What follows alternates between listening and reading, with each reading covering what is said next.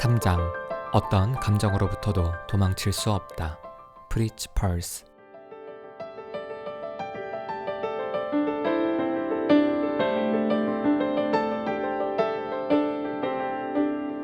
결정과 선택이 어려운 사람들. 미정은 삶이 버겁다고 느낀다.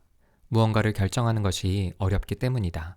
집을 얻거나 차를 사는 것처럼 큰 돈이 들어가는 결정은 말할 것도 없고, 사람들이 매년 혹은 2년마다 바꾸는 핸드폰을 결정할 때도 도대체 무슨 기준으로 어떤 것을 고려할지 감을 잡을 수 없어 속병이 날 정도다. 친구들에게 물어보면 유행을 따라간다거나 무조건 최신 폰을 산다는 대답이 돌아왔지만, 미정은 친구들의 기준도 마음에 들지 않았다. 그렇다고 자신만의 기준이 있는 것도 아니어서 미루기 일수다. 이 모습에 답답함을 느낀 가족이나 애인, 친구 등 누군가가 대신 결정하고 선택해주는 경우가 부지기수다. 적지 않은 돈이 들어가니 당연히 결정이 어려운 게 아니냐고 할지 모르지만, 미정은 그 정도가 아니다. 아주 사소한 일상의 결정조차 힘들어한다. 무엇을 먹을지, 무엇을 입을지, 외출할 때는 어떤 교통수단을 이용하고 또 집에 와서는 어떻게 휴식을 취할지까지 말이다. 미정이 이런 고민을 주변 사람들에게 말하면 돌아오는 반응은 이렇다. 대충 해, 그냥 해, 하고 싶은 대로 해, 마음 가는 대로 하면 돼. 물론 미정도 알고 있다. 이런 결정과 선택을 어떻게 하든지 별일 없고 별 차이도 나지 않는다는 것을. 그럼에도 결정 앞에서 얼어붙는 심정을 누가 알까? 결국 미정은 매일 해야 하는 결정들은 미리 선택해 놓기로 했다. 요일별로 먹는 것, 입는 것, 교통수단 이용법 등을 정해놓는 것이다. 물론 이를 결정하는 것도 어려웠지만 주변 사람들의 도움을 받았다. 이후로는 매뉴얼에 따라 움직인다. 그렇다고 모든 문제가 해결된 것은 아니다. 우리의 삶은 이 외에도 결정할 것이 많으니까. 특히 친구나 애인, 여동생이 던지는 질문을 받으면 머리가 하얘진다. 미정아, 우리 오늘 뭐하고 놀까? 평소에 나랑 하고 싶었던 거 얘기해줘봐. 오늘 우리 기념일인데 뭐 먹고 싶은 거 없어? 그동안 데이트할 때는 계속 내가 먹고 싶었던 거 먹었으니 오늘은 네가 먹고 싶은 거 먹자. 언니, 부모님 생신 때 깜짝 파티 같은 거 해보면 어때? 어떤 식으로 할지 나도 생각할 테니 언니도 생각해봐. 이런 상황에서 미정은 상대에게 결정권을 넘기면서 자신은 어떤 결정이든지 따르겠다고 한다. 어떤 이들은 상대에게 선택권을 넘기고 선택의 결과가 좋지 않으면 불평불만을 한다. 그러나 미정은 상대가 어떤 결정을 하던 군말 없이 따르고 결과가 좋지 않더라도 불평하는 법이 없다. 미정을 알게 된 지 얼마 안 된 사람들은 미정을 배려심 많은 사람으로 알지만 함께하는 시간이 길어질수록 답답하게 여긴다. 항상 책임이 따르는 결정과 선택은 누구에게도 쉽지 않기 때문이다. 미정과 함께 있으면 쉽지 않은 일을 계속 혼자 해야 하니 미정이 싫어질 수밖에 없다. 사람들로부터 미움을 받게 되니 미정은 사람들을 점차 피하게 되면서 우울감을 크게 느끼게 되었다. 그러던 어느 날 초등학교 동창 수정과 연락이 닿았다. 사실 미정과 수정은 초등학교 6년 내내 절친이었다. 같은 동네에 살았을 뿐더러 외모도 비슷했고 또 이름에 정자도 들어가서 어떤 친구들은 둘을 쌍둥이로 오해하기도 했다. 초등학교 6학년 때 수정이 전학을 가면서 연락이 끊겼다가 SNS를 통해 수정은 미정을 찾아냈다. 미정도 수정과 연락이 되어서 너무 놀라고 기뻤지만 두 사람은 당장 만날 수가 없었다. 수정이 직장에서 해외로 파견된 상태였기 때문이다. 마침 미정도 우울한 마음에 당장 누군가와의 약속이 부담스러웠던 터라 다행이라 여겼다. 그런데 예정보다 빨리 귀국하게 되었다면서 수정은 한국에 오자마자 미정에게 빨리 만나자고 요청했다. 결정을 못하는 미정은 거절도 못했다. 한편으로는 너무 보고 싶었던 친구였기 때문에 또 어린 시절을 함께 보냈으니 자신을 있는 모습 그대로 알아줄 것 같다는 생각에 수정을 만나 하소연하고 싶은 마음도 있었다. 두 사람은 거의 20년 만에 만났지만 마치 어제 만났던 친구처럼 너무나 자연스럽게 이야기를 이어갔다. 옛날 이야기를 하면서 서로의 안부를 물으며 울고 웃었다. 그러던 중 수정은 미정의 표정이 어둡다는 것을 알아차렸고 그 이유를 물었다. 미정은 결정과 선택의 어려움에 대해 이야기를 하면서 이 때문에 사람들과 사이가 틀어졌거나 멀어졌다고 말했다. 이야기를 듣던 수정은 깜짝 놀랐다. 미정아, 너 어렸을 때는 전혀 안 그랬어. 기억 안 나? 누구와의 관계에서든 네가 항상 주도적으로 결정하고 그랬어. 심지어 동네 친구들도 너한테 와서 늘 물었잖아. 그때마다 넌 늘 확신에 차서 결정해줬어. 또 친구들끼리 싸움이 붙어도 누가 잘했는지 잘못했는지 너한테 와서 물었잖아. 그래서 네 별명이 포청천이었지. 기억 안 나? 미정은 그동안 잊고 살았던 어린 시절이 생각났다. 수정의 말대로 미정은 자신감 있게 무언가를 결정하고 선택하던 아이였다. 그런데 중고등학교를 지나 대학을 다니면서 미정의 이런 모습은 조금씩 사라졌고 사회생활을 하면서 결정을 두려워하는 사람이 되었다.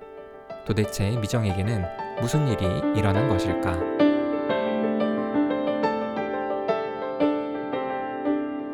아이들은 자신이 원하는 것을 안다. 개인차는 있겠지만 보통의 아이들은 결정을 어려워하지 않는다. 오히려 자기 뜻대로 모든 것을 하려고 해서 문제다. 물론 타고난 기질로 긴장과 불안이 높은 아이들은 집 밖에서 자기 주장을 제대로 못하더라도 자신이 편하게 느끼는 사람에게나 상황에서는 원하는 것을 거침없이 말한다. 아빠들을 대상으로 부모 교육을 하다 보면 종종 듣는 질문이 있다. 아이들과 무엇을 하면서 놀아야 할지 고민이라는 것이다. 그럴 때마다 하는 대답은 똑같다. 무엇을 하고 놀지 아빠가 결정하지 마시고 아이들에게 물어보세요. 넌 아빠랑 뭐 하면서 놀고 싶니? 라고 말이죠. 그러면 아이들은 자신이 원하는 것을 말할 겁니다. 아이들은 매사 자신이 원하는 것을 분명히 안다. 물론 여기에 함정이 있다. 아이들의 결정은 늘 엇비슷하다는 것이다. 지금은 나와의 놀이에 전혀 관심이 없어진 큰아이가 6살 때 있었던 일이다. 비가 와서 밖에 나가지 못해 꼼짝없이 집에서 놀아야 했던 날이었다. 아이에게 무엇을 하고 놀고 싶은지 물었다. 아이는 기다렸다는 듯이 숨바꼭질을 하고 싶다고 했다. 큰아이가 벽에 얼굴을 묻고 하나부터 열을 세는 동안 작은아이와 나는 집안 곳곳에 숨었다. 3살이었던 작은아이는 제대로 숨지 못해서 큰아이가 금방 찾았지만 집안 곳곳에 숨을 장소를 알고 있는 나를 아이는 빨리 찾지 못했다. 그러다가 나를 찾아내면 아이는 세상을 다 가진 것처럼 기뻐하고 좋아했다. 그런 모습을 보니 나 역시 즐거웠다. 하지만 즐거움도 한두 번이지 계속되면 사라지는 법이다. 게다가 큰아이는 숨바꼭질을 재미있어 했지만 작은아이는 숨바꼭질 자체를 이해하지 못한 상황이라 금세 실증을 냈다. 그리고는 큰아이를 피해 숨을 장소를 찾는 나를 붙잡고 계속 블록놀이를 하자고 졸랐다. 그래도 큰아이가 워낙 재미있어 해서 20번 정도 숨바꼭질을 한 후 말했다. 아빠는 더 이상 집에 숨을 곳이 없어. 그래서 재미가 없어. 우리 다른 거 하자. 다른 거 하고 싶은 거 없어? 동생도 재미없어 하잖아. 동생이 블록놀이 하자는데 넌 어때? 보통 이런 상황에서 어른이라면 당연히 알겠다면서 자신의 주장을 포기하고 상대가 원하는 것을 하자고 말할 것이다. 그런데 큰아이는 완강했다. 아니야, 나 숨바꼭질 재미있어. 나 숨바꼭질 하고 싶어. 또 할 거야. 이처럼 아이들은 자신이 원하는 것을 분명히 알아차린다. 놀이뿐 아니다. 무엇을 먹고 싶은지를 물어봐도 아이들은 늘 확실하다. 이렇게 자신이 원하는 것을 분명히 알아차리고 주장했던 아이들이 점점 자신이 원하는 것을 알아차리기도, 표현하기도, 그래서 결정하기도 힘들어하는 어른이 된다. 이유는 무엇일까? 어떤 이들은 아이들의 경우 선택지가 적기 때문이라고 한다. 다시 말해 경험해본 놀이나 음식이 몇 개 없어 결정하기가 쉽지만 시간이 흘러 많은 것을 경험할수록 선택지가 늘어나서 결정이 어렵다는 것이다. 미국의 심리학자 아이엔가와 래퍼는 선택지가 많을 때 사람들이 어떤 행동 패턴을 보이는지 알아보기 위해 대형마트에서 잼 시식 행사를 가장한 실험을 진행했다. 시식 코너를 2곳에 열었다. 한 곳에는 6가지의 잼을 나열했고 또 다른 곳에는 24가지의 잼을 나열했다. 사람들은 시식코너에서 원하는 만큼 여러 가지 잼을 맛볼 수 있었다. 판매대는 시식코너에서 어느 정도 떨어진 자리에 위치해 있어 잼을 구입하려면 이동해야 했다. 실험 결과 잼을 구입한 비율은 어느 시식코너를 경험했는지에 따라 매우 크게 달라졌다. 6가지 잼을 시식할 수 있었던 사람들은 30%가 잼을 구입했지만 24가지 잼을 시식할 수 있었던 사람들은 3%만이 잼을 구입했다. 이유는 다음과 같았다. 24가지 잼을 시식한 사람들은 판매대에 도착한 뒤 수많은 잼들을 보고 당혹감을 느꼈다. 많은 사람들이 아까 먹었던 잼이 어떤 거였지 하며 잼을 들었다 놓으면서 이리저리 살폈다. 이들은 망설임 끝에 아무것도 사지 않고 떠나버렸다. 반면 6가지 잼을 시식한 사람들은 자신이 사려고 했던 잼을 확실히 기억했다. 그들은 판매대에 도착해 바로 원하는 잼을 찾아 구입했다. 사람들은 선택지가 늘어날수록 결정을 어려워한다.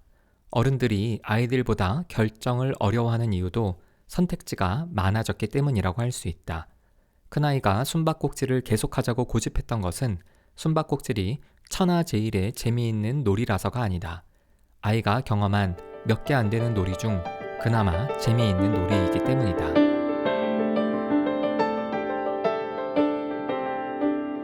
결정을 어렵게 만드는 또 다른 이유.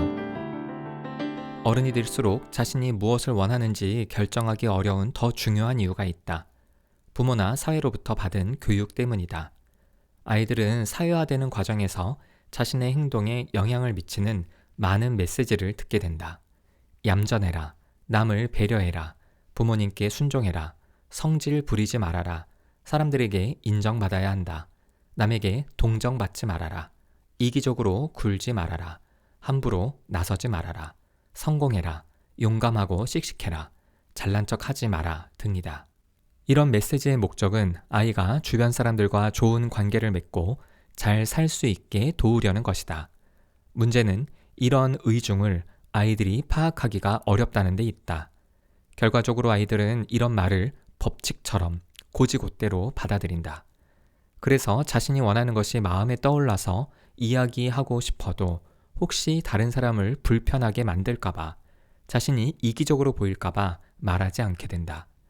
자신이 하는 일이 힘들어서 그만하고 싶어도 주변 사람들이 안 좋게 볼까봐 말하지 못하고 꾸역꾸역 일하게 된다. 이런 경험을 계속하다 보면 나중에는 자신이 무엇을 원하는지 떠오르지도 않게 된다. 미정도 그랬다. 어렸을 적에는 자기 주장이 강하고 매사에 분명한 아이였다. 그러나 미정의 부모는 미정의 이런 모습이 나중에 사회생활 하는 데 방해가 될까봐 미정을 많이 혼냈다. 자신의 감정을 앞세우기보다는 타인의 감정을 살피라고 했고, 자신의 욕구를 말하기보다는 타인의 욕구를 채워주라고 했다. 물론 부모가 이렇게 혼내고 잔소리를 한다고 미정이 바로 바뀌지는 않았다. 미정의 모습을 친구들이 좋아해 주었기 때문이다. 뿐만 아니라 학교 선생님들도 미정을 인정하고 아껴주었다. 친구 수정은 이때의 미정을 기억하고 있었던 것이다. 그런데 중학교에 입학하면서 상황이 달라졌다. 물론 초반에는 초등학교에서 그랬듯이 미정은 자신이 원하는 것을 거침없이 말했다. 그녀가 다니게 된 학교에는 초등학교 동창들이 많았기 때문에 별 문제가 되지 않았다. 오히려 초등학교 다닐 때처럼 친구들이 주변에 몰려들었다. 그러나 다른 초등학교 출신인 아이들에게는 당당히 자기 목소리를 내는 미정이 꼴사나운 존재였다. 그래서 몇 명이 미정을 따돌리기 시작했는데 미정의 단짝이었던 애들마저 등을 돌리는 바람에 미정은 중학교 3년 내내 따돌림을 당했다. 직접적인 폭력은 없었기에 크게 문제를 제기할 수도 없었다. 입이 있으나 말할 수 없고 원하는 바 있으나 드러낼 수 없게 된 미정은 세상이 무서웠다. 자신이 할 수 있는 건 아무것도 없다는 무력감마저 느꼈다. 이렇게 힘든 시간을 겪으면서 미정은 엄마의 잔소리가 생각났다. 엄마의 걱정이 현실이 되었기 때문이다. 그러면서 미정은 엄마의 말을 귀담아 듣지 않은 자신을 탓했다. 모든 것이 자신의 잘못인 것처럼 느껴졌다. 그래서 다시는 마음 가는 대로 행동하지 않기로 했다. 엄마의 잔소리를 기억하면서 자신을 숨기고 살았다. 잠도 제대로 자지 못했고 밥도 제대로 먹지 못했다. 우울과 불안으로 힘들었지만 겉으로는 티를 내지 않으려고 했다. 힘든 티를 냈다가 친구들이나 부모님에게 더 안 좋은 소리를 들었기 때문이다. 악몽 같았던 중학교 시절이 끝남과 동시에 미정은 살던 곳을 떠나 다른 도시로 이사를 가게 되었고 아는 사람이 아무도 없는 고등학교에 배정을 받게 되었다. 새로운 고등학교에서는 자신을 드러낼 법도 했지만 미정은 중학교 3년의 공포가 너무 컸기 때문에 섣부르게 행동하지 못했다. 현재의 잘못된 선택이 또다시 미래의 고통을 가져올지도 모르기 때문이었다. 이렇게 자신을 감추고 원하던 것을 드러내지 않으려고 노력했던 시간들이 쌓여 사소한 결정조차 힘들어하는 지금의 미정을 만들어냈다. 미정처럼 결정이 어려운 사람들은 이렇게 과거를 후회하고 미래를 걱정하는 경향이 있다. 자신이 원하는 대로 행동했을 경우 나중에 얼마나 후회하게 될지를 생각한다. 그리고 자신이 원하는 행동을 했을 경우 벌어질 끔찍한 상황 때문에 아무것도 결정하거나 선택하려 하지 않는다. 그래서 마치 자신은 아무것도 원하지 않는 사람인 것처럼 말하고 행동한다.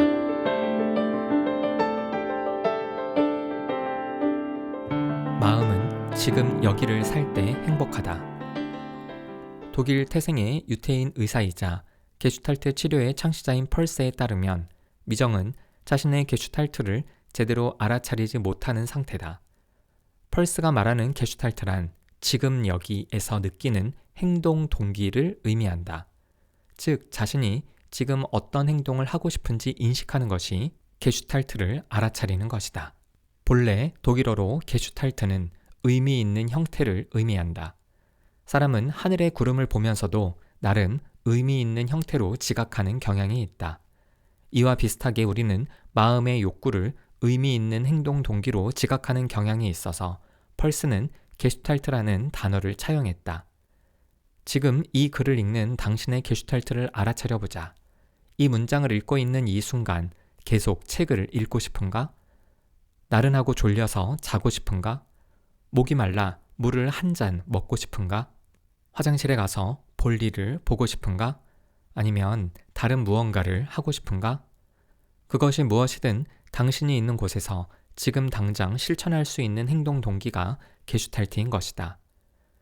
많은 사람들은 게슈탈트와 욕구를 혼동하지만 펄스는 욕구 그 자체와 게슈탈트를 구분해야 한다고 말한다. 갈증과 냉장고에서 물통을 꺼내 컵에 따라서 한 잔 마시고 싶다는 다르다는 것이다. 갈증은 욕구다. 욕구 그 자체에는 욕구를 해결할 수 있는 행동이 전제되어 있지 않기에 욕구를 해결하기 위한 행동을 다시 알아차려야 한다. 반면 게슈탈트는 욕구를 해결할 수 있는 구체적인 행동을 포함하고 있어 바로 실천에 옮길 수 있다. 본래 인간은 욕구 그 자체가 아닌 게슈탈트를 경험한다. 아기들을 보라. 자신의 욕구를 머리로 이해한 다음 그 욕구를 해결하기 위해 어떤 행동을 선택할지 고민하지 않는다. 욕구와 행동을 별개의 단계로 구분하지 않고 하나로 인식한다. 즉, 욕구를 해결하기 위한 행동을 곧바로 실천한다는 말이다. 배가 고프면 손에 잡히는 대로 아무 것이나 입에 넣고 목이 마르면 아무 것이나 마시려고 한다. 이는 아이들의 언어에서도 분명히 나타난다. 다음의 두 표현 중 먼저 하게 되는 말은 무엇일까? A. 나 목말라. B. 나 물. 정답은 B다. 육아 경험이 있거나 아이들을 돌보는 일을 하는 사람들은 알 것이다. 아이들은 목이 마르면 곧바로 물을 찾지 목마르다고 하지 않는다. 말을 못하는 아기들은 곧바로 행동하고 말할 수 있는 아이들은 행동으로 옮길 수 있는 표현을 사용한다. 결국 인간은 본래 욕구 그 자체가 아닌 게슈탈트를 자각하는 존재인 것이다. 게슈탈트를 알아차려서 행동하던 아이들이 매 순간 자신이 원하는 것을 분명히 인식하고 행동하던 아이들이 왜 자신이 원하는 것을 모르는 상태가 될까? 그 이유는 해결되지 못한 게슈탈트 때문이다. 마음에서 게슈탈트를 떠올렸지만 환경의 제약 때문에 게슈탈트를 행동으로 옮기지 못하면 게슈탈트는 사라지지 않고 우리의 마음에 남게 된다. 이렇게 해결되지 못한 게슈탈트를 미해결 과제라고 부른다. 미해결 과제가 우리 마음에 많을수록 마음은 제 기능을 잃게 되어 게슈탈트를 알아차리지도 못하고 알아차린 게슈탈트를 해소하지도 못한다. 미해결 과제가 생기는 이유는 두 가지 환경의 제약 때문이다. 첫 번째는 물리적 환경의 제약이다. 일례로 물이 먹고 싶지만 물을 구해서 마실 수 없는 환경이라면 게슈탈트는 미해결 과제가 된다. 운동장을 뛰어다니고 싶지만 몸을 일으킬 수 없을 정도로 아파도 미해결 과제가 된다. 미해결 과제가 생기는 물리적 환경은 기근이나 수해 같은 자연재해, 각종 사고나 전쟁, 그리고 지독한 가난 때문이라고 할 수 있다. 그런데 이런 상황을 겪는 사람들은 생각보다 많지 않다. 물리적 환경의 제약보다 더 광범위하게 겪는 것은 심리적 환경의 제약이다. 미정처럼 말이다. 매 순간 원하는 것을 인식하고 행동하던 아이, 즉 자신의 게슈탈트를 알아차려서 해결했던 미정은 부모님의 잔소리와 중학교 시절 경험했던 따돌림과 친구들의 비난 때문에 위축된 채 살았다. 자신이 원하는 것이 있더라도 행동으로 옮기지 못했다. 자신의 행동 때문에 비난받고 어려움을 당했기 때문이다. 미해결 과제가 많아져서 마음이 건강하지 못한 상태가 되면 나타나는 특징이 있다. 마음이 과거나 미래에 사로잡히기 쉽다는 것이다. 즉, 과거에 벌어진 일에 대해서 후회하거나 자책하는 생각을 하고 미래에 벌어질 일에 대한 걱정 때문에 잠을 이루지 못한다. 지금 여기가 아닌 그때 거기에 마음이 있기 때문이다. 난 그때 왜 그렇게 행동했을까? 과거에 대한 후회. 내가 이렇게 행동하면 또 누군가는 싫어하겠지? 미래에 대한 걱정. 얼마나 많은 사람들이 과거를 후회하거나 미래를 걱정하며 살고 있는지, 과거의 후회 때문에 혹은 미래의 걱정 때문에 지금 여기에서 하고 싶지 않은 행동을 하고 있거나 하고 싶은 행동을 못한다면 과연 제대로 된 삶이라고 할 수 있을까? 과거는 돌이킬 수 없고 미래는 예측할 수 없다. 우리에게는 언제나 매 순간 현재만이 있을 뿐이다. 물론 과거의 잘못을 되짚어보거나 미래를 준비할 필요가 없다는 뜻은 아니다. 과거의 잘못이 있으면 되짚어보는 일도 미래를 준비하는 일도 중요하다. 그렇다고 지금 여기에 행동 동기를 무시해서는 안 된다. 과거를 발판 삼고 미래를 염두에 두면서 늘 지금 여기로 돌아와야 한다. 과거와 미래 때문에 지금 여기를 놓친다면 우리는 끊임없이 후회하고 걱정하면서 죽는 그 순간까지 현재가 아닌 과거와 미래의 허상 속에 살게 된다.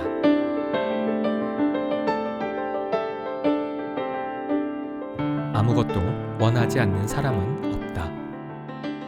펄스는 사람들이 심리적 어려움을 겪는 이유가 마음에 남아있는 미해결 과제 때문에 새로운 게슈탈트를 알아차리지 못하거나 알아차려도 해결할 수 없기 때문이라고 한다. 실제로 우울과 불안 등 심리적으로 힘든 사람들에게 지금 당장 하고 싶은 것이 뭐예요? 라고 물어보면 제대로 된 답변을 듣기 힘들거나 엉뚱한 이야기를 한다. 사실 미정의 경우도 단지 결정을 힘들어하는 소위 결정 장애가 아니라 오래된 우울과 불안 때문에 자신의 게슈탈트를 알아차리지 못하는 상태인 것이다. 그렇다면 미정처럼 게슈탈트를 알아차리지 못하는 경우 어떤 방식으로 마음의 기능을 회복시켜 줄 수 있을까? 가장 중요한 것은 알아차림, 즉 자각이다. 여러 가지를 알아차릴 수 있는데 가장 먼저는 욕구에 대한 자각이다. 게슈탈트를 잘 느끼지 못하는 사람이더라도 살아있는 이상 욕구를 느낄 수밖에 없다. 욕구를 느낄 때 욕구 그 자체로 느끼지 말고 다음처럼 행동 동기로 바꿔서 자각해보자. 졸리다는 침대에 가서 눕고 싶다로, 배가 고프다는 부엌에 가서 라면을 끓여 먹고 싶다로, 목이 마르다는 냉장고에 들어있는 시원한 물을 먹고 싶다로, 힘들어서 쉬고 싶다는 시원한 나무 그늘 밑에 의자에 앉고 싶다로, 놀고 싶다는 농구장에 가서 자유투 연습을 하고 싶다로. 욕구를 게슈탈트로 바꿔서 자각하는 것은 억지스럽고 부자연스러운 게 아니라 원래의 것을 회복하는 과정이다. 그래서 처음에는 어색하고 이상하지만 하다 보면 아주 자연스럽게 게슈탈트를 알아차리게 될 것이다. 게슈탈트를 알아차리기 위한 또 다른 방법은 감정을 자각하는 것이다. 상담 장면에서 상담자는 내담자에게 지금 기분이 어때요? 무슨 감정을 느끼고 있나요? 와 같은 질문을 많이 한다. 감정은 우리 마음의 지표와도 같기 때문이다. 놀랍게도 감정을 물어보는 질문에 정말 많은 사람들이 제 상황이 기가 막히다는 생각이 들어요 처럼 감정이 아닌 생각을 말한다. 이때 상담자가 재차 생각 말고 감정을 물으면 잘 모르겠어요 라거나 아무런 감정도 없는데요? 라는 대답이 돌아온다. 정말 아무런 감정이 없을까? 그렇지 않다. 게슈탈트처럼 감정도 인간 본유의 것이다. 아기들의 얼굴을 보라. 졸릴 때 빼고는 멍한 표정을 짓지 않는다.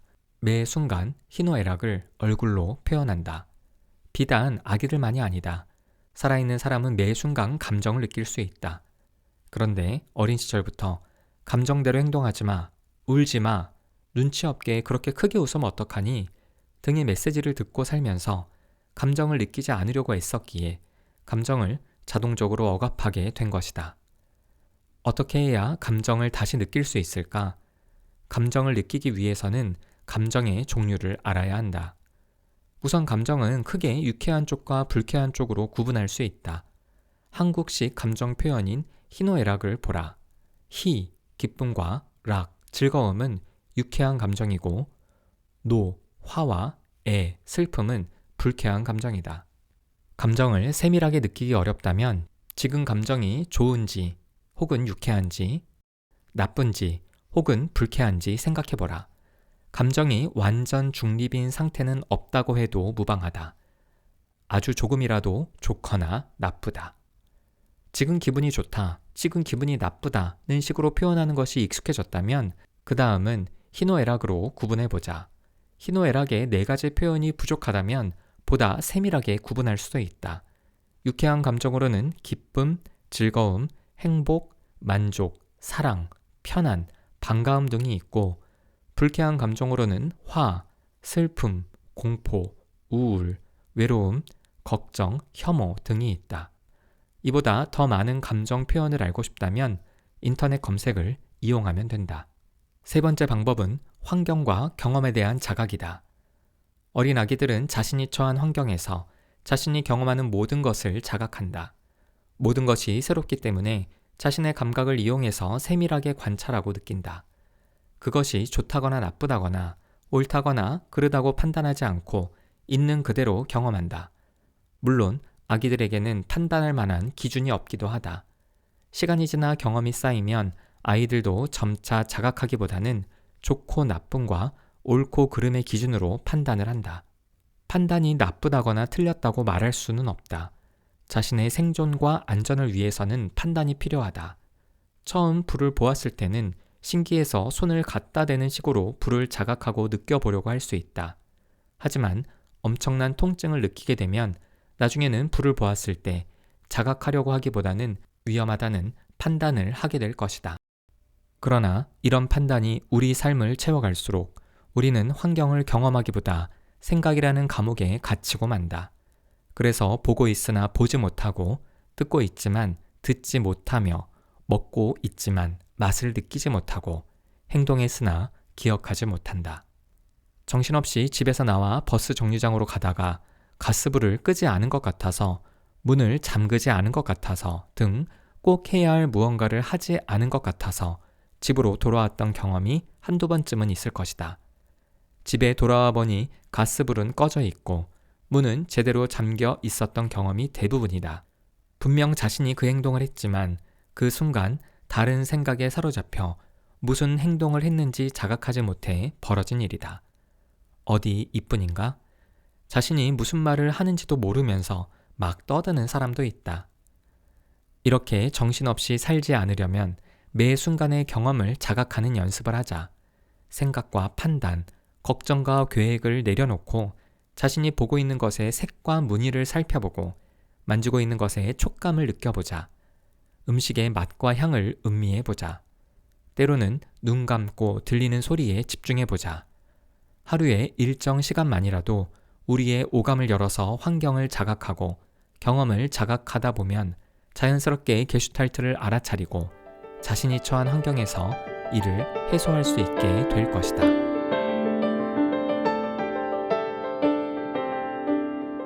매 순간 마음 가는 대로 살라. 지금 여기에서 원하는 행동을 하라는 펄스의 가르침에 대해 어떤 사람들은 의문을 품는다.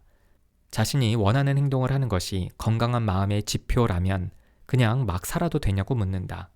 그러면서 만약 누군가가 앞사람을 때리고 싶다는 게슈탈트를 느끼면 그대로 행동으로 옮겨도 되냐고 묻는다. 이런 가상적이고 극단적인 상황을 염두에 두고 이론을 만들지는 않는다. 대부분의 심리치료 이론들이 그렇듯이 게슈탈트 치료 역시 일상에서 겪는 자신의 심리적 어려움을 해결하기 위해 찾아온 사람들을 상담하면서 만든 이론이다. 따라서 이런 극단적인 상황에서 게슈탈트 치료의 방향을 묻는 것은 적절하지 않다.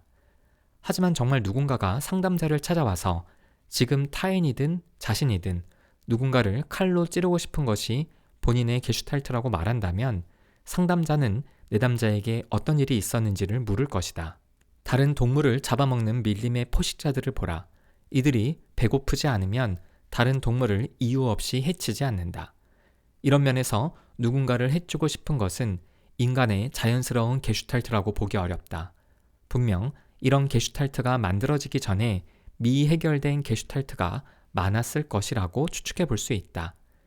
사랑을 하고 싶었거나 받고 싶었는데 그렇게 되지 못해 억울하고 분한 마음에 왜곡된 게슈탈트가 떠올랐을 수 있다. 게슈탈트가 해소되면 자연스럽게 마음이 편안해지는데 자신을 해치거나 타인을 해치는 행동을 하면 마음은 편안해지지 않는다. 이것은 온전한 게슈탈트가 아니다.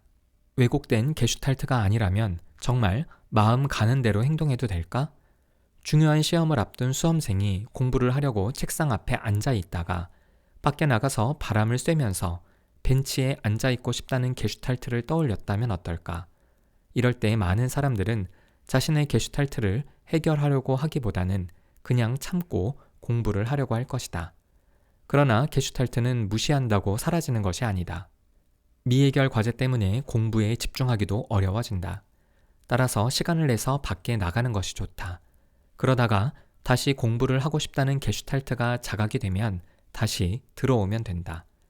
이때 공부를 하면 오히려 집중이 잘 된다. 그런데 바람을 쐬면서 벤치에 앉았더니 집에 가서 자고 싶다는 게슈탈트가 자각된다면 어떻게 할까? 집에 가서 잠을 잤는데도 공부에 대한 게슈탈트는 떠오르지 않고 다른 책을 읽고 싶다거나 운동을 하고 싶다는 게슈탈트가 떠오른다면, 그래서 계속 공부를 안 하게 된다면, 그렇다면 시험과 공부는 이 사람의 길이 아닌 것이다. 만약 억지로 공부를 했고 머리가 좋아서 시험에 합격한다 해도 그것을 통해서 얻는 것은 그 사람의 행복과는 무관할 것이다. 남들이 부러워할 만한 직업을 가진 사람 중에 정작 스스로는 자신의 일에 만족하지 못하는 사람들, 그래서 우울과 불안에 시달리는 사람들이 얼마나 많은지 생각해 본다면 지금 여기에서 마음 가는 대로 하라는 펄스의 가르침은 우리 인생에 중요한 교훈을 주고 있음을 알 수 있다. 하고 싶은 것을 참으면서 하기 싫은 것을 억지로 해내는 삶과 매 순간 원하는 것을 실천하는 삶 중 어느 것이 더 나은, 인간다운, 행복하고 후회 없는 삶일까? 펄스는 매 순간 원하는 것을 실천하는 삶이라고 단호하게 말할 것이다.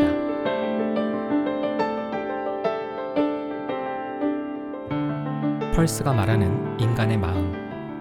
1. 인간은 행동하는 존재다. 프랑스의 철학자 데카르트는 나는 생각한다, 고로 존재한다는 말을 통해 인간을 생각하는 존재로 보았다. 반면 펄스는 인간을 행동하는 존재로 본다. 태아기부터 사람은 움직인다. 물론 이때의 움직임은 목적 없는 행동인 반사반응이라고 할 수 있다. 출생한 후로 반사반응은 점차 줄고 목적 있는 행동은 늘어난다. 하지만 시간이 지날수록 사람은 행동보다 생각을 우선시하는 경향이 있다. 그 이유는 어른들의 가르침 때문이다. 아이들은 본의 아니게 자신과 타인에게 피해를 입히기도 하고 실수를 자주 저지르고 실패도 많이 한다. 그래서 어른들은 아이를 위해서 행동보다 생각을 강조할 수밖에 없다. 이런 가르침 덕분에 실수와 실패를 덜 하기도 하나 이런 가르침 때문에 사람은 본성을 잃기도 한다. 어떤 행동을 하고 싶은지보다 자신의 행동이 옳은지 그른지를 따지느라 시간을 허비하기 때문이다. 물론 생각도 중요하지만 생각은 엄연히 행동을 위해서 하는 것이다. 매 순간 내가 원하는 행동이 무엇인지 느끼고 환경 속에서 행동하는 것은 인간의 가장 중요한 본성이라고 할 수 있다. 2. 마음을 현재에 두고 사는 것이 중요하다. 몸은 현재에 있지만 과거나 미래에 사는 사람들이 많다. 누구를 만나던 자신의 경험을 자랑하기 급급한 사람은 과거를, 어떤 상황에 있던 자신의 미래가 불안정할까봐 전전긍긍하는 사람은 미래에 사는 것이다. 타임머신을 타고 진짜 과거나 미래로 갈 수 있다는 말이 아니다. 차라리 타임머신을 타고 몸이라도 이동 가능하다면 좋을 텐데 말이다. 몸은 현재에 있지만 마음이 과거나 미래에 저당 잡혀 있다는 뜻이다. 제 아무리 대단한 능력자라도 마음이 과거나 미래에 있다면 제대로 된 삶을 살 수 없다. 왜냐하면 우리의 시간은 늘 현재이기 때문이다.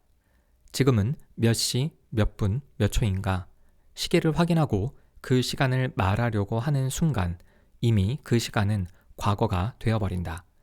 내일 일을 걱정하는 사람은 내일이 오늘이 되더라도 또다시 걱정해야 하는 내일이 존재한다.